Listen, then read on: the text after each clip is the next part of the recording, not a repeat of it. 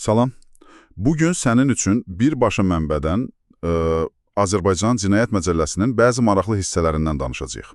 Salam. Gəl bu, necə deyim, qalın sənədə birlikdə nəzər salaq. Onun əsas quruluşunu, bəlkə də ilk baxışda gözə çarpmayan bəzi vacib məqamları anlamağa çalışaq. Hazırsansa başlayaq. Əlbəttə. Bu məcəllə əslində cəmiyyətin sərhədlərini cızan bir sənəddir, yəni. Hansı hərəkətlər qəbul edilməzdir və nəticələri nə olacaq? Bunu müəyyən edir. Aha. Onu anlamağın açarı isə, deməli, iki hissəli quruluşundadır. Ümumi və xüsusi hissələr. Bəli. Ümumi hissə daha çox qaydalar toplusu kimidir, cinayət nədir, cəza necə təyin edilir kimi. Əsas prinsipləri izah edir. Fundamental məsələlər. Tamamilə.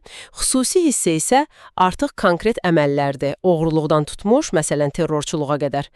Hər bir cinayətin tərifi və cəzası oradadır. Şey oldu, yetkinliyi yaşına çatmayanlara ayrılan xüsusi diqqət. Hə, o vacib bölmədir. Məsələn, qeyd olunur ki, 14 yaşına çatan biri yalnız müəyyən ağır cinayətlərə görə məsuliyyət daşıyır. Bu adı məntiqdən biraz fərqlidir, elə deyilmi? Niyə belə bir fərq qoyulub? Bu çox vacib məqamdır, düz qeyd etdin.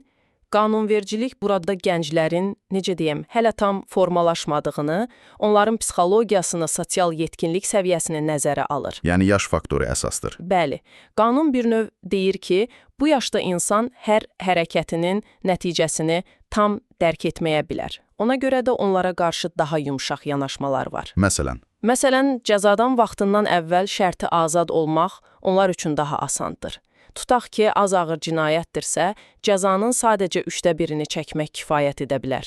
1/3-ni?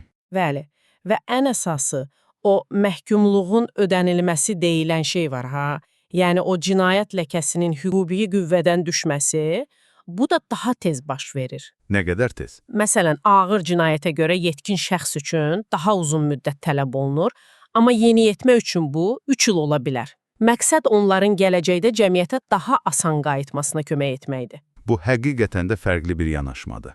Başqa bir ilk baxışda qeyri-adi görünən, amma yəqin ki, məntiqli hissə o tibbi xarakterli məcburi tədbirlərdir. Aha. Yəni, bu cəza deyil, amma yenə də məhkəmə qərarı ilə tətbiq olunur.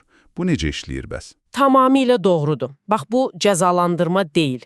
Məcburiyyət olsa da əsas məqsəd müalicədir. Müalicə? Kimlərə tətbiq edilir?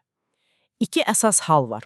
Ya şəxs cinayəti törədəndə, necə deyim, anlaqlı olmayıb, yəni nə etdiyini dərk etməyib, Başa düşdüm. ya da cinayətdən sonra psixi sağlamlığını itirib. Qanun burada həm cəmiyyəti qoruyur, həm də o şəxsin sağlamlığını bərpa etməyə çalışır. Forması necə olur bu müalicənin? Fərqli ola bilər. Yüngül hallarda ambulator müalicə, yəni həkimə gedib gəlir. Daha ciddi hallarda isə xüsusi psixiatriya xəstəxanalarında, bəzən intensiv müşahidə altında müalicə. Bəs müddəti? Maraqlı detal odur ki, bu müalicədə keçirilən vaxt hətta cəza çəkmə müddətindən çıxılır. Yəni xəstəxanadakı bir gün, həbsxanadakı bir günə bərabər tutulur. Hə, bu maraqlıdır. Deməli, müalicə də cəzanın bir hissəsi kimi qəbul edilir hardasa. Bir növ, bəli, cəza çəkmə müddətinə hesablanır. Anladım. İndi isə gələk məcəllənin o xüsusi hissəsinə. Mənbələrdə gördüyümüz o cinayətlərin siyahısı doğrudan da başgizcəlləndirici idi. Hə, çox genişdir. Soyqırım kimi qlobal miqyaslı cinayətlərdən tutmuş, gündəlik həyatda rastlaşa biləcəyimiz böhtana, saxta pul hazırlamaya, hətta kompüter sisteminə qanunsuz girməyə qədər. Bu qədər geniş əhatə nəyə göstərir? Bu geniş spektr əslində məcəllənin cəmiyyətin nəbzini tutmağa çalışdığını göstərir. Bax, bir tərəfdən insanlığa qarşı ən ağır cinayətlər var, soyqırım, müharibə təbliğatı kimi. Bu, beynəlxalq hüquqa hörməti göstərir. Düzdür. Digər tərəfdən gündəlik həyatın reallıqları, iqtisadi cinayətlər, məsələn, vergidən yayınma, istehlakçıları aldatma, şəxsiyyət əleyhinə cinayətlər, şantaj, təhqir, ictimai asayişə qarşı əməllər, xuliqanlıq, narkotikların qanunsuz dövriyyəsi, bunlar da öz yerini alıb. Bəli, bir də müasir dövrün problemləri də var deyəsən. Əlbəttə, dediyin kimi, kompüter cinayətləri, müəllif hüquqlarının pozulması, ekoloji cinayətlər, qanunsuz ağac kəsmə, ətraf mühiti çirkləndirmə, bunlar da unudulmayıb. Bu onu göstərir ki, qanun da zamanla ayaqlaşmağa çalışır, statik deyil. Cəzalar da yəqin çox fərqlidir. Hə, əməlin ağırlığına görə dəyişir. Kiçik bir cərimədən başlayır, ən ağır cəza olan ömürlük azadlıqdan məhrumiyyətə qədər gedir. Bəzən ictimai işlər, islah işləri kimi alternativlər də var. Cəzaların təyini ilə bağlı da bəzi, necə deyim, humanist məqamlar diqqətimi çəkdi. Buyur.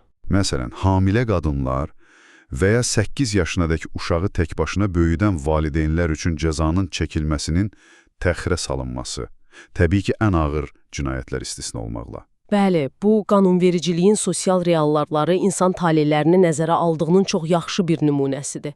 O həssas vəziyyətlərə diqqət yetirilir. Amma eyni zamanda da sərtliyi var, xüsusilə beynəlxalq cinayətlərdə. Düzdür. Qanun beynəlxalq öhdəlikləri də unutmur. Məcəllədə, məsələn, 12.3-cü maddə kimi müddalar var. Bunlar bəzi xüsusilə təhlükəli beynəlxalq cinayətlərə aiddir. Hansılar kimi? Məsələn, terrorçuluq, insan alveri, dəniz qulduruluğu, müharibə cinayətləri. Bax, bu maddə deyir ki, belə bir cinayəti harada törətməsindən asılı olmayaraq, Azərbaycan vətəndaşıdırsa? hətta xaricdə etsə belə, Bəli. hətta ölkədə yaşayan əcnəbi və ya vətəndaşlığı olmayan şəxs belə Azərbaycan qanunları ilə məsuliyyətə cəlb edilə bilər.